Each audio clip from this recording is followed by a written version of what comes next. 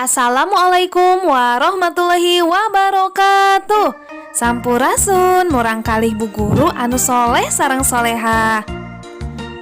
Kumaha daramang sadayana?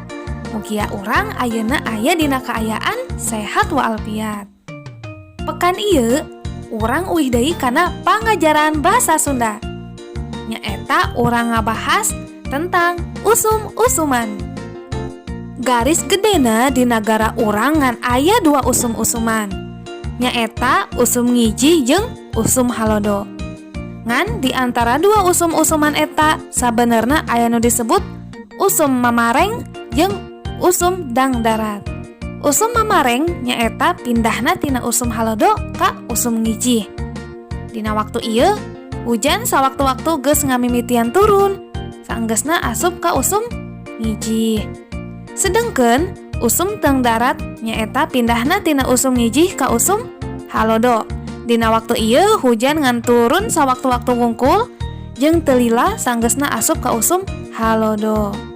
Nah, usum-usuman di urang mah ukur aya dua usum. Nyaeta usum halodo jeung usum hujan.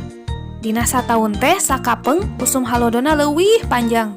Dina taun sejena usum hujan anu leuwih panjang. Nu kahiji, kajadian usum halodo. Dina keur usum halodo, susukan jeung walungan sok orot caina. Malah sakapeung mah sok saat, sarua sumur ge. Ari keur usum halodo mah caina sok ngurangan.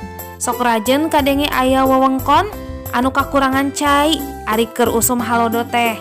Komo mun leuwih 3 bulan mah. Dina keur usum halodo, urang kudu leuwih ati-ati, sabab sok aya kahuruan. Seuneu ngaduruk imah jeung wawangunan sejena. Malah sakapeung mah imah anu kaduruk teh sok loba. Eta teh biasana di tempat anu imahna geugeg jeung padempet-dempet. Nu kadua, kajadian usum hujan. Dina geus datang usum hujan, sarua wae urang kudu leuwih ati-ati. Lamun hujan ngecrek teu eureun-eureun, biasana di sawatara tempat mah sok aya caah. Susukan jeung walungan caina limpas. Jalan, gang, buruan, imah jeung wawangunan liana kakeueum. Datangna caah teh mimindeng nama salah urang keneh. Got mengpet tepi ka caina mudal. Kitu deui susukan jeung walungan caina kacendet. Tepi ka majuna teu lancar. Pangna mendet atawa kapengpet teh lantaran urang sok micen runtah sangeunahna. Anu matak urang dipahing pisan micen runtah kasusukan atawa kawalungan teh. Pagawean kitu sarua jeung ngarusak alam. Gusti Allah bakal bendu mun urang ngarusak alam.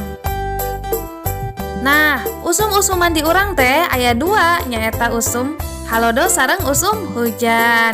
Ayeuna pek ku hidup kerjakeun modul halaman 20 jieun karangan bebas tentang usum hujan sareng usum halodo. Sakitu wae anu tiasa didugikeun. Mudah-mudahan hidup ngartosnya sadayana. Hatur nuhun.